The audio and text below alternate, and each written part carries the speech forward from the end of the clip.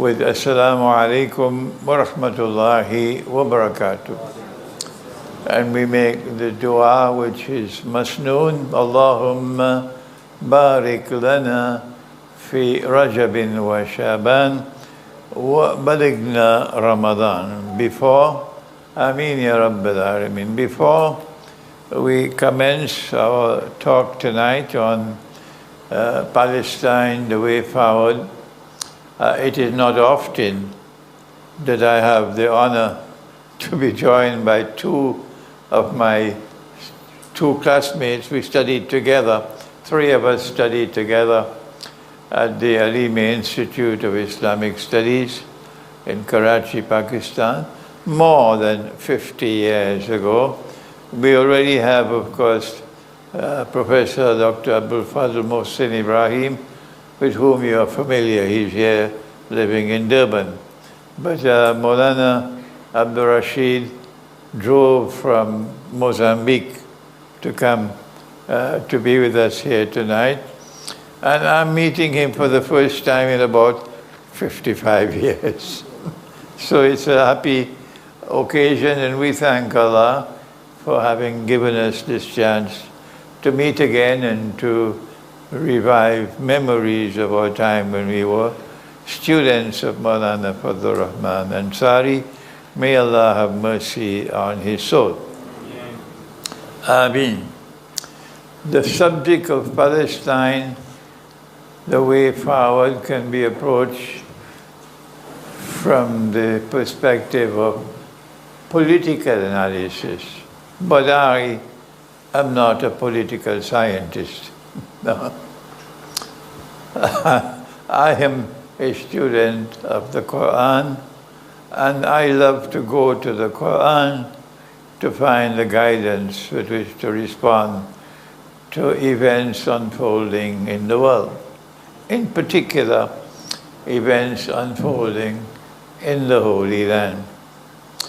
And in order to do that tonight, I want to go back to Surah Al-Isra of the Quran and to Banu Israel, and to that verse in which Allah subhanahu wa ta'ala declares, بعد أعوذ بالله من الشيطان الرجيم وقضينا إلى بني إسرائيل في الكتاب لتفسدن في الأرض مرتين وَلَتَعْلُنَّ عُلُوًّا كَبِيرًا. That this was written for Banu Israel, that they will commit fasad in the land twice.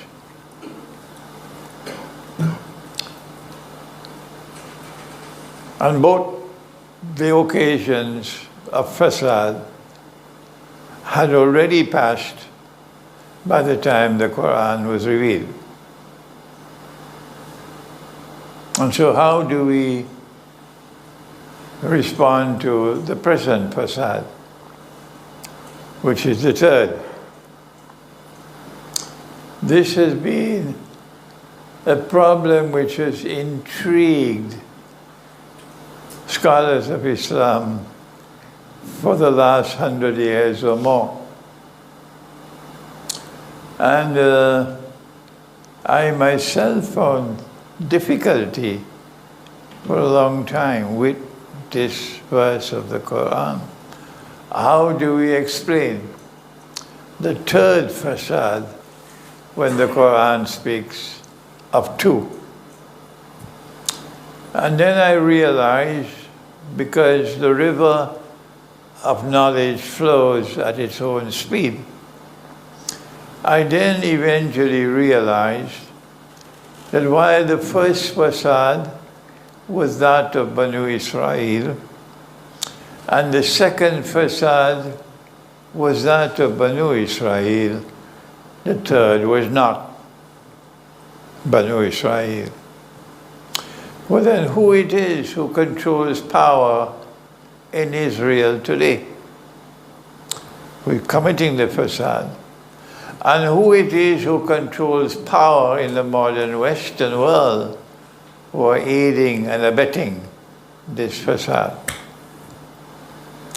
Modern Western civilization bears the brunt of responsibility for the atrocities and genocide in the Holy Land. But modern Western civilization is responsible for much more than that.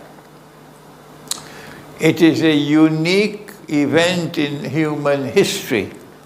Never before in entire human history has there ever been a phenomenon like modern Western civilization.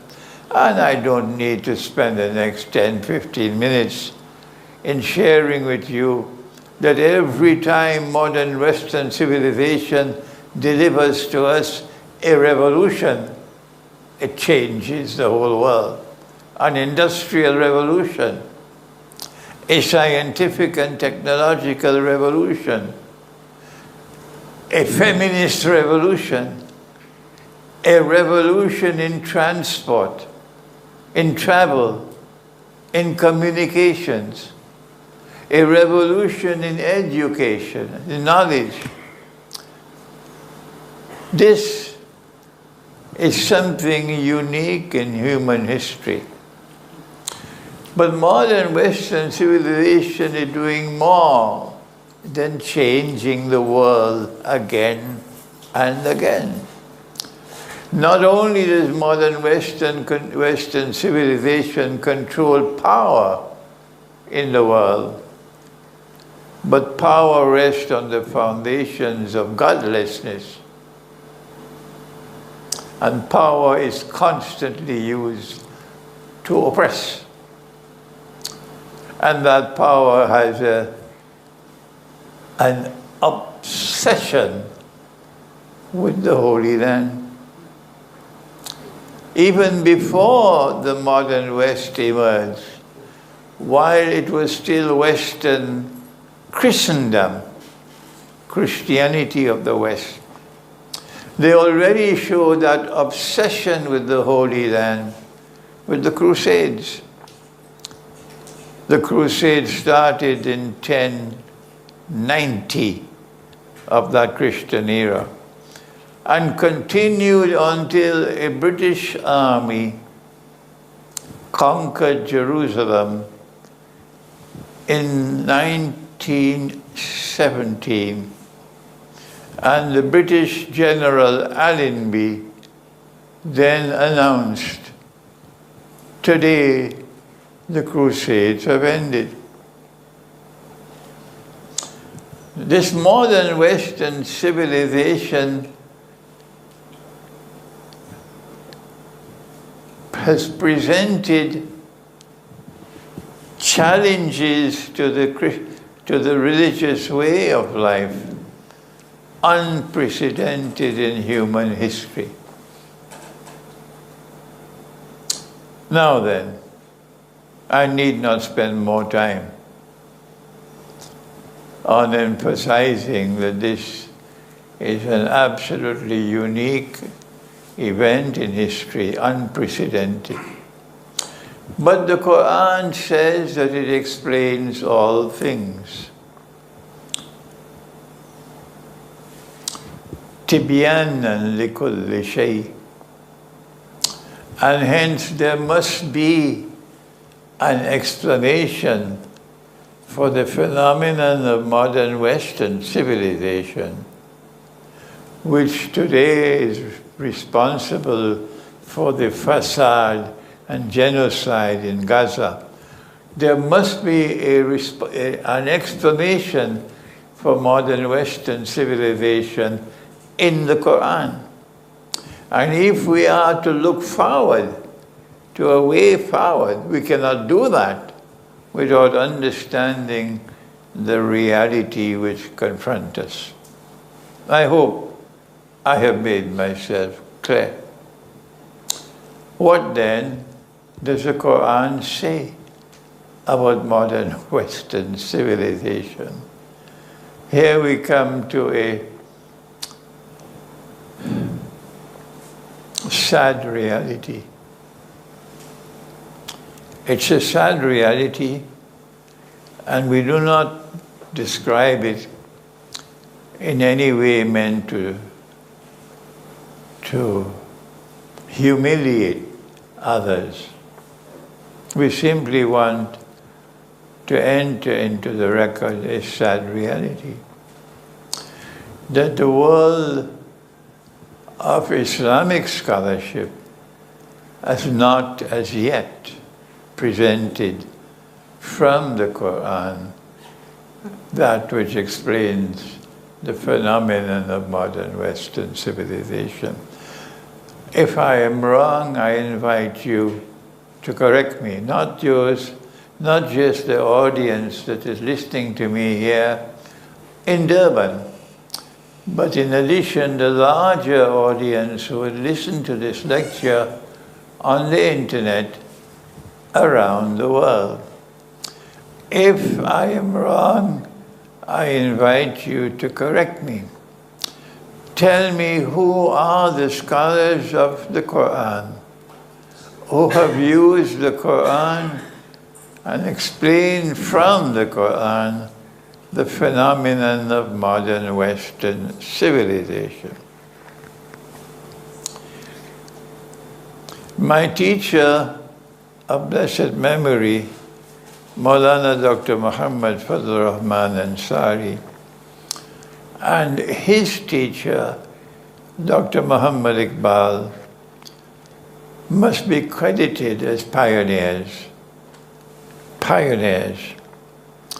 in the effort to offer from the Quran that which explains the phenomenon of modern Western civilization.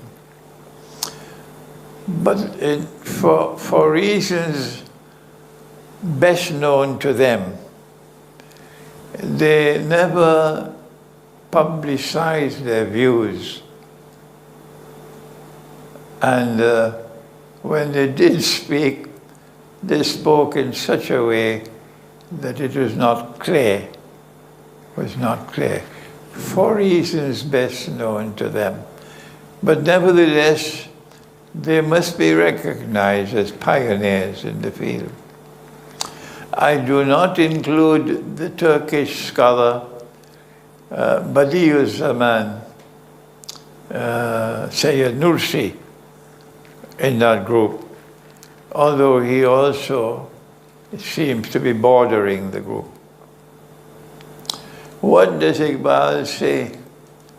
And what does Maulana Fazlur Rahman Ansari say about that which explains from the Quran the phenomenon of modern Western civilization? Iqbal did it in Urdu, in poetry, not in prose. And he, somewhere around 1917, he published this astonishing verse in Urdu. Khul gaye Ya'juj aur Ma'juj ke lashkar tamam. All the armed forces of Gog and Magog have now been released. All.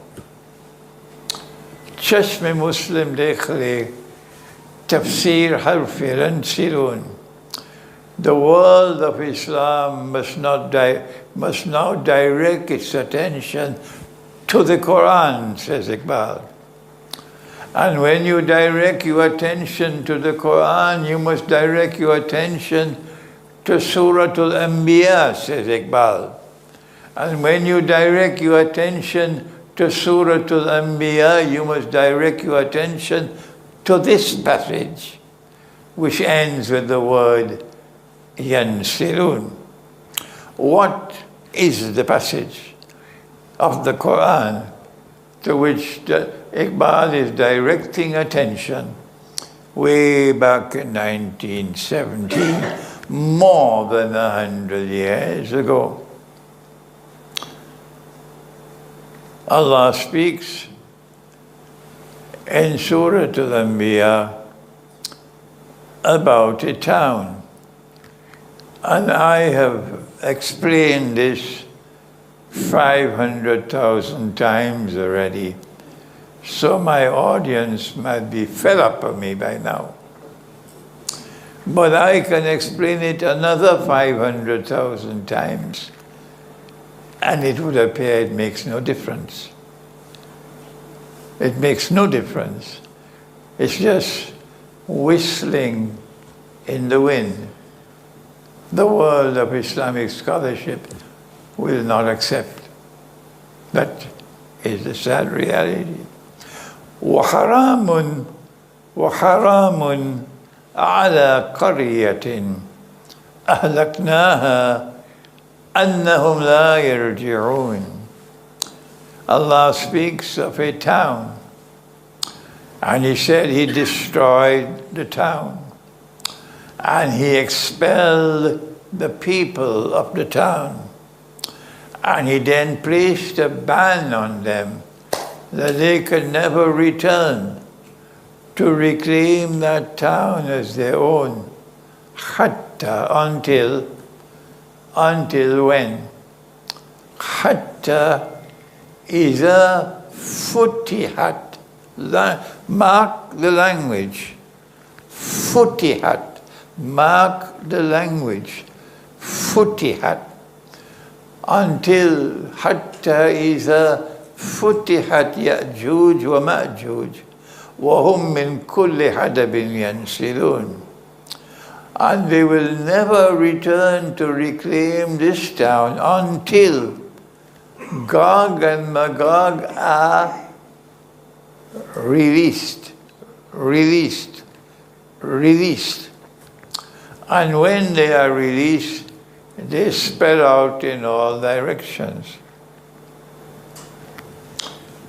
And in the Hadith al-Qudsi, recorded in Sahih Muslim, Allah speaks and says, I have created creatures of mine, meaning Gog and Magog, who are so powerful that none but I can destroy them.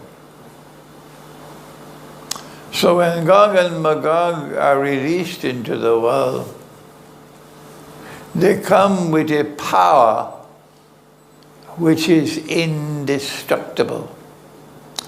There is no power in the world which can stand up to them, to defeat them.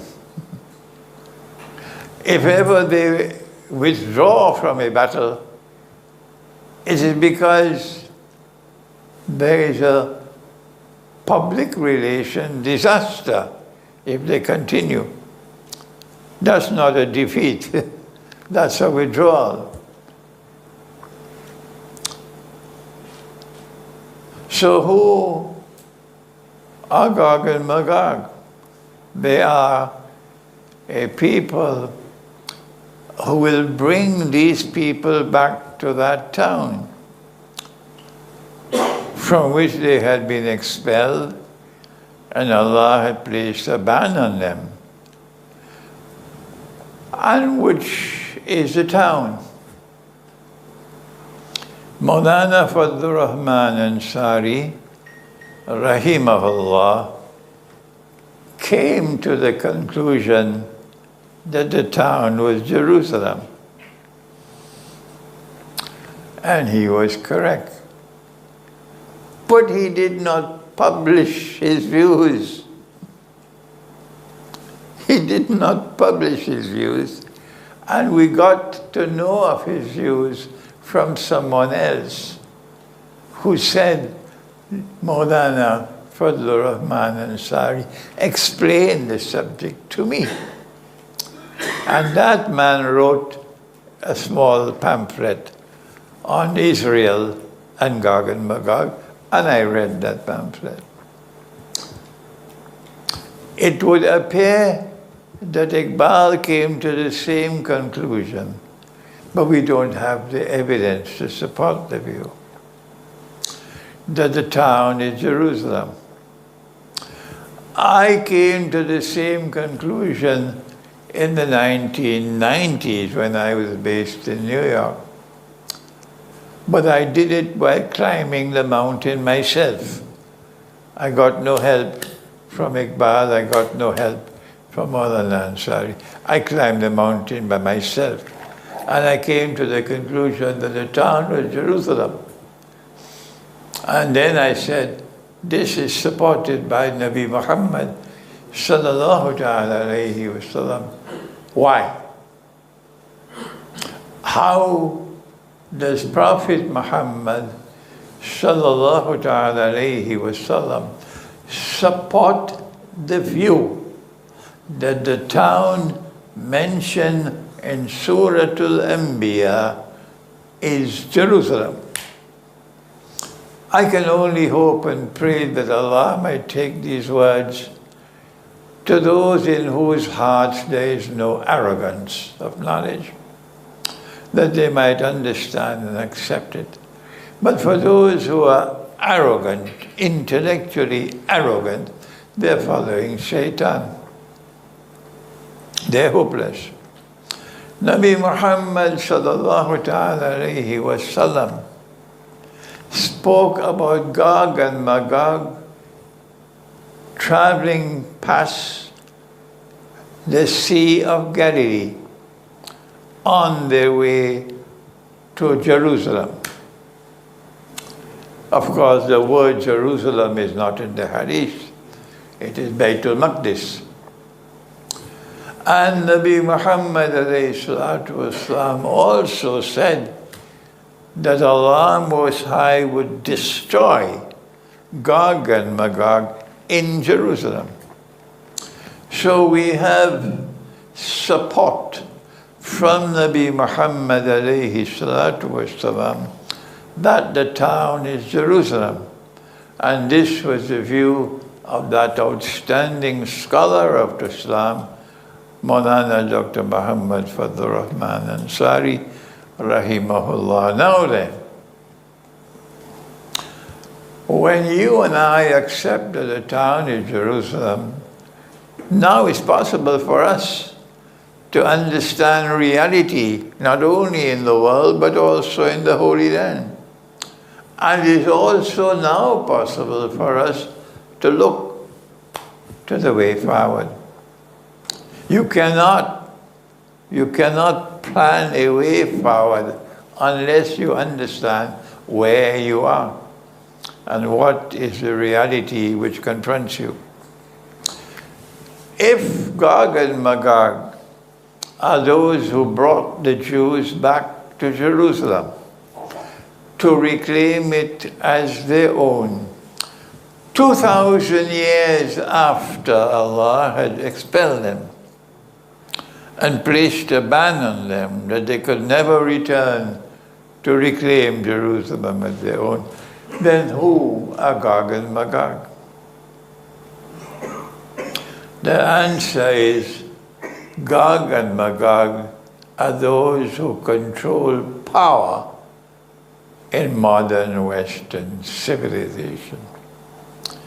What we have done here tonight is what the world of Islamic scholarship is not prepared to do.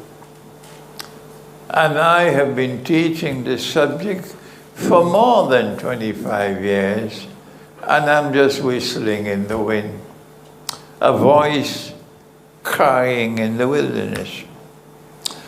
I'm going to use language which may appear to be harsh, but what can I do?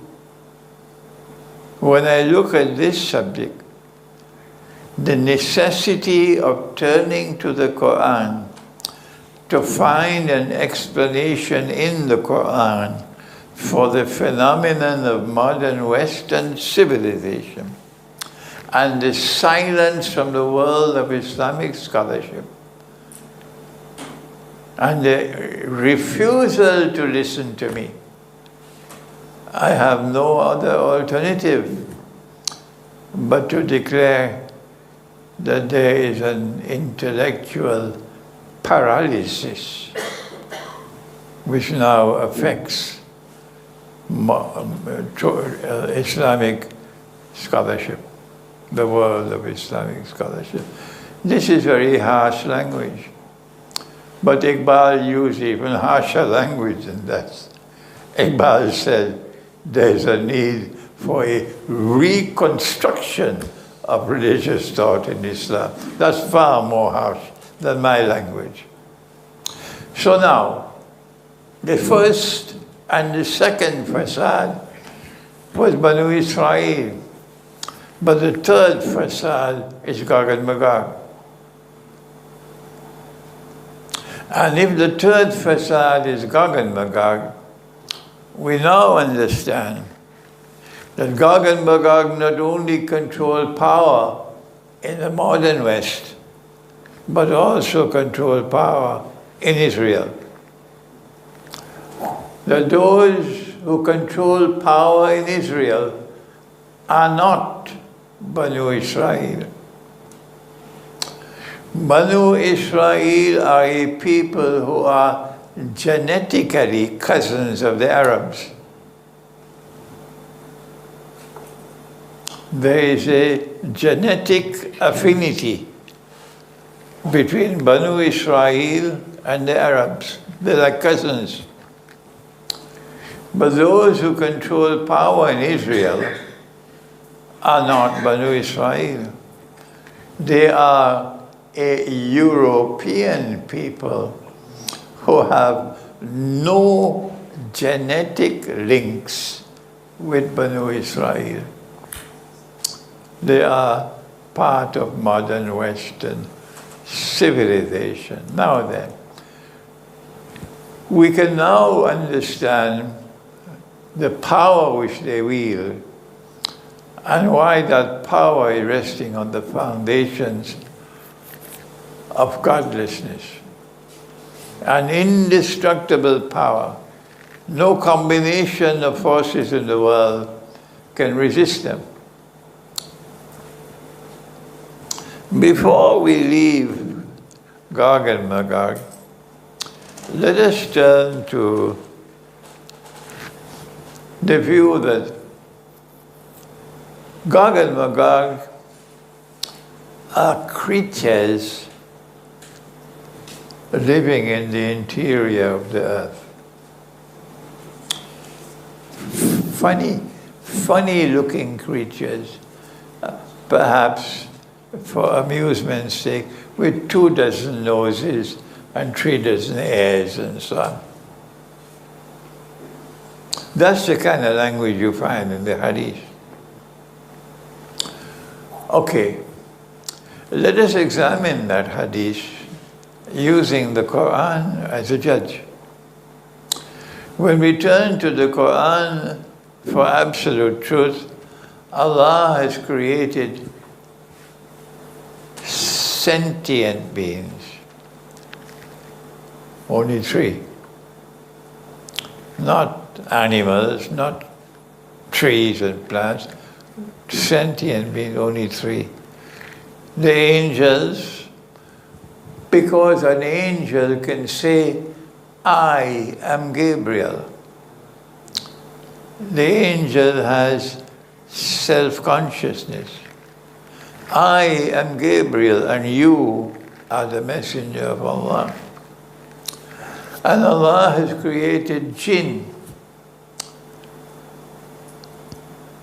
And the jinn can say, I am better than him. You created me from fire and you created him from clay. So the jinn also has self-consciousness.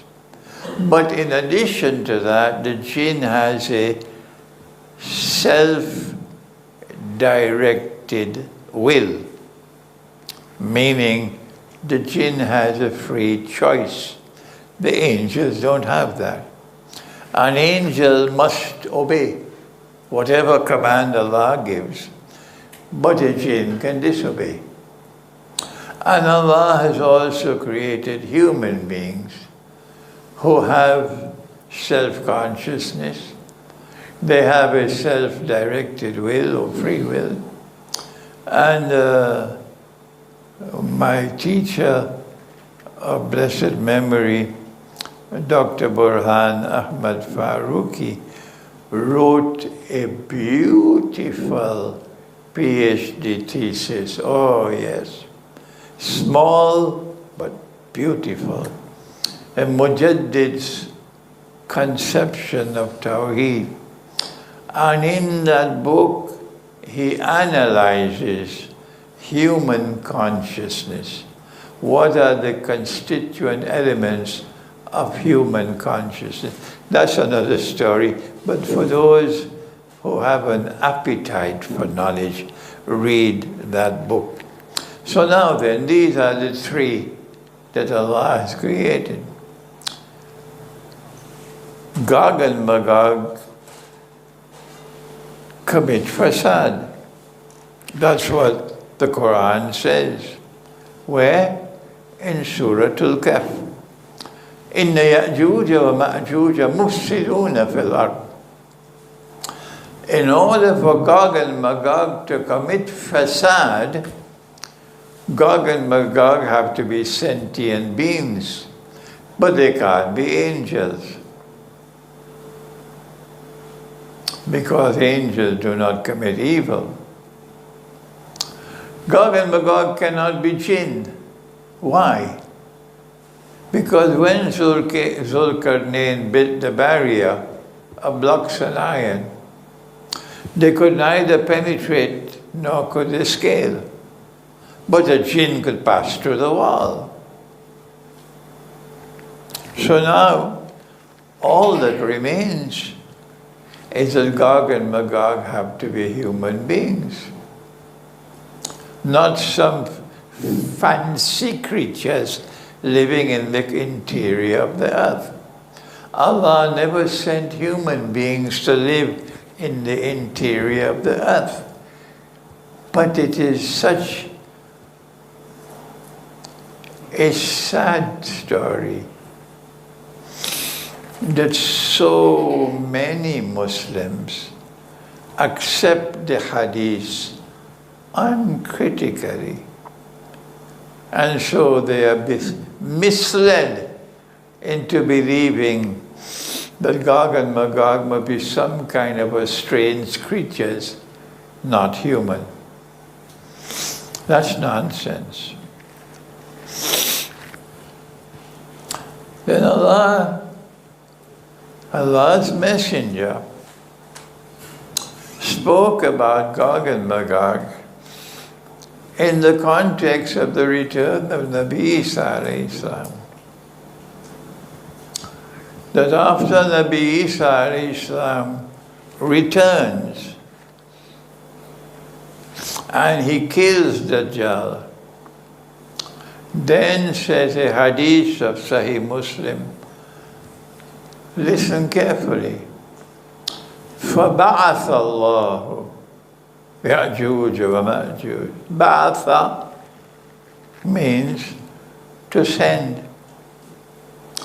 Futihat is to release. The Quran speaks of release. The hadith does not speak of release. It says sending. Allah will send Gog and Magog.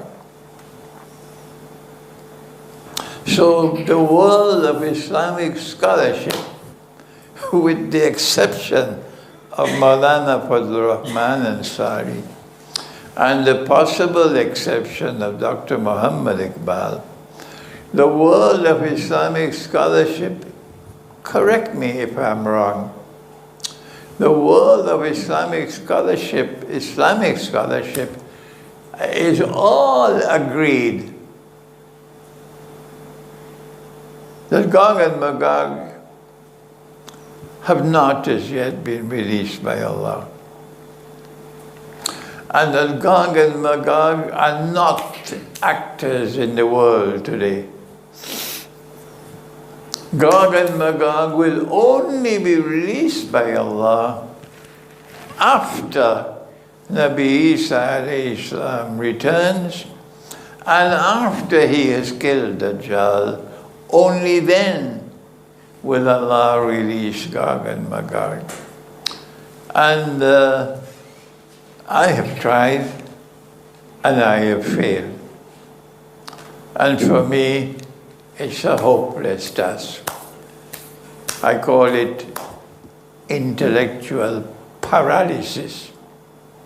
And unless and until you can go to the Quran to locate that which explains the phenomenon of modern Western civilization, you can't deal with the Holy Land. You can't look to see the way forward for Palestine.